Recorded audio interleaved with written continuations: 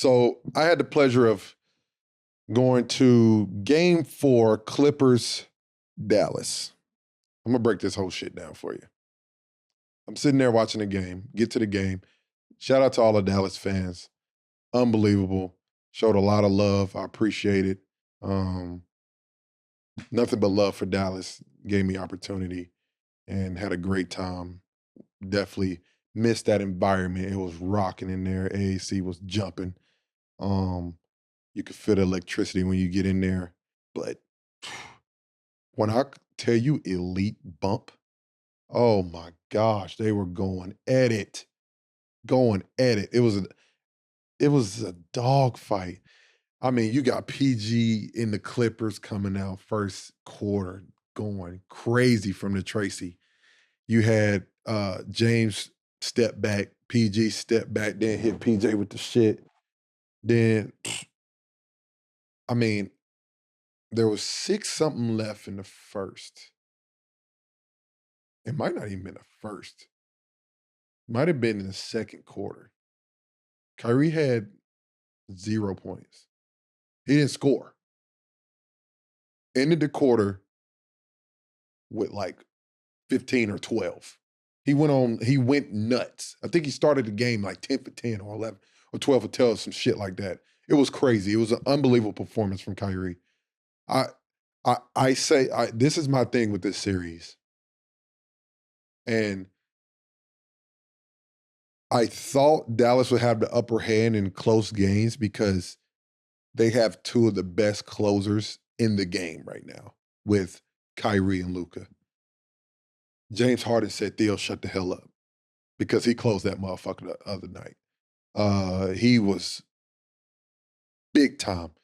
Like, he was going towards the end. I was sitting there. I was behind the goal on the Clippers side, and he kept shooting that same fucking float 3 times in a row. And the bench was over like, hey. I'm like, fuck. Dang. And there was nothing they can do about it, because before in the third quarter, they kept giving up lobs to Plumlee.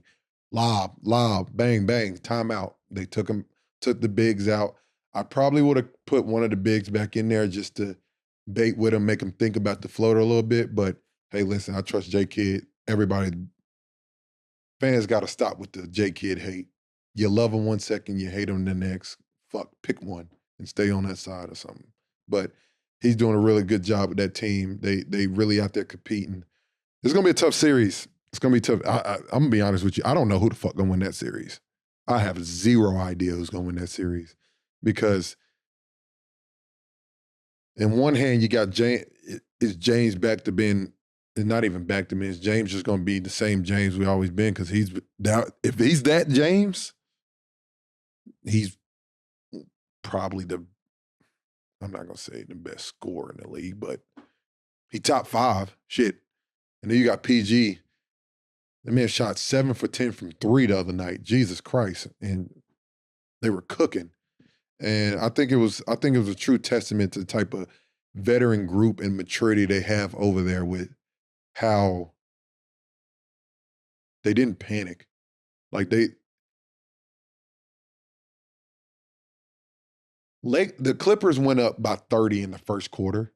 And I sat there and people were behind us like, damn, this shit is crazy. I'm like, listen, I promise you it's going to be a closer game than people think, because in the NBA, especially in the first half, if you got a lead like that, somehow it's going to get chipped into. It takes one run. How many 20 to 3 runs do you see in the playoffs? You see a fucking shit ton of them. And it happens all the time. So when it happened, you could see the maturity of the Clipper team just come in and could just hang on. They hung on and got a big time win in Game 4. But that's gonna be a great series. That might be the best series of the first round, in my opinion. It's been very, very entertaining. And like I said, it was just elite shot making. That 3 PG hit in that corner. First of all, peep the ATO. Elite ATO from Tyloo. Fucked it up because they were trying to set a pin down for PG to come off to the top, but they knew they was going to try to top block and try to cheat it. But they just threw it over top to PG to get an easy layup. PG fucking loses it, goes to the corner, say, you know what? I'm going to just make this as harder than it has to be. I'm going to hit a fucking step back 3 in the corner and cash out. And then he didn't do it that time, but it was impressive. It was crazy. I remember everybody in the arena was just like, "Oh my god!" It wasn't even like a damn. It was just like a you're sick as hell. You're sick as hell in the head to do some shit like that. But they kept going back and forth. It was an impressive game. Very impressive game. I can't pick that Clipper series. I don't know. I really don't fucking know. Like if I say Dallas, and the other side of me is like, fuck, no, the Clippers. So I can't really pick. So sue me. Fuck. Why does it play? Don't you think it's Dallas? They just beat him twice without him. Yeah, I know. Yeah, they just beat him twice without him, bro. In all honesty, I think Dallas next year, I think they can win the whole fucking thing. They depending on what they add, because they're gonna have to get Dallas is missing one more guy who they can rely on to get a bucket. I was having an argument with one of my homeboys the other day.